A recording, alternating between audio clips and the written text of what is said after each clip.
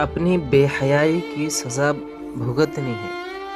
اے بہن، اگر تم نے دنیا میں اس لیے بھڑکیلا، چمکیلا، باریک، چست و تنگ لباس پہنتا ہے کہ تمہاری سہیلیوں میں تم ممتاز نظر آؤ، اور تمہاری سہیلیاں تمہارے لباس، تمہارے میک اپ اور تمہارے حسن کی تعریف کریں، اور تم نے ماڈلنگ کرنے والی لڑکیوں کی طرح لباس پہنا، مقابلہ حسن میں حصہ لینے والی بے شرم لڑکیوں کے لباس کی طرح لباس پہنا، تم نے ناچنے والی فلم ایکٹرز کی طرح لباس پہنا، اور چند روزہ زندگی میں نام و نمود اور شہرت کی خاطر اسلامی لباس کو خیرباد کر دیا، تو یاد رکھو کہ ایک دن ایسا آنے والا ہے جہاں تمہارے جسم پر وہی کفن کا کپڑا ہوگا، اور وہ سارے لباس جن کو پہن کر تم اپنا شوق پورا کر رہی تھی،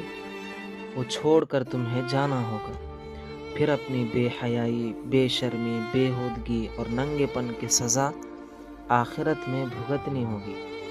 اس لیے توبہ کرو اور اپنے لباس و ذائقہ کو تبدیل کرو، اور جہاں تک ہو سکے سادگی کو اختیار کرو، اور حدود اسلامی میں رہتے ہوئے اپنے شوہر کے لیے زینت کا لباس استعمال کرو۔ سونے چاندی کے برتن۔ اے بہن، سونے اور چاندی کا زیور تم استعمال کر سکتی ہو اور اس کے ذریعے زینت کر سکتی ہو، لیکن یہ یاد رہے کہ یہ زینت کسی نامحرم مرد کے لیے نہیں ہے۔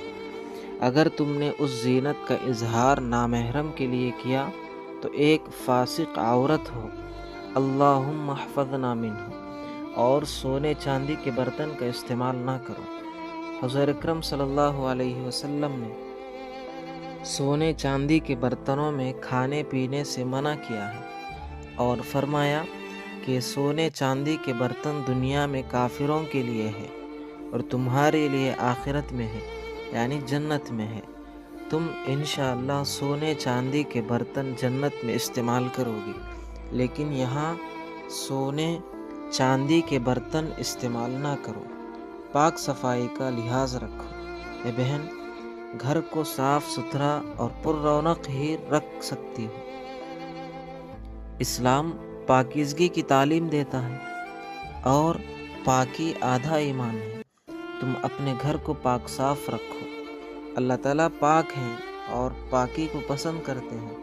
تم خود بھی پاکیزہ رہو اور اپنے گھر کو بھی پاک رکھو۔ لوگ تمہارے گھر کے پاک ہونے کو دیکھ کر تمہارے مزاج کا پتہ لگاتے ہیں۔ ہر چیز کو سلیقے سے اپنی جگہ رکھو۔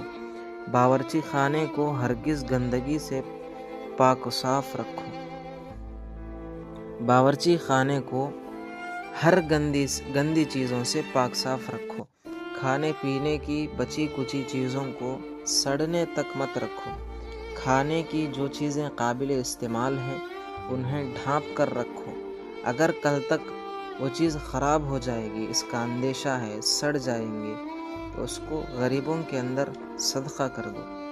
گندگی سے مچھر پھیلتے ہیں جس سے بیماریاں آتی ہیں۔ پاک صفائی کا یہی سلیقہ اپنی اولاد کو بھی سکھاؤ، اور اپنی بچیوں کو اس سلسلے میں خصوصی تربیت دو، ورنہ جب وہ سسرال جائیں گی تو صرف تمہاری بچی کی بدنامی نہیں بلکہ تمہاری بھی بدنامی ہوگی اور اہل خاندان کی بھی بدنامی ہوگی۔ اے بہن، یہ بات بھی یاد رکھو کہ تم اپنے گھر کو مہمانوں کی آمد پر صاف رکھنے کی عادت مت ڈالو۔ صفائی تمہاری اپنے لیے بھی رکھو اور مہمانوں کے لیے بھی رکھو۔ جو عورتیں صرف دوسروں کے لیے گھروں کو، اپنے آپ کو پاک رکھتی ہے، وہ حقیقت میں پاکیزہ عورت نہیں ہے۔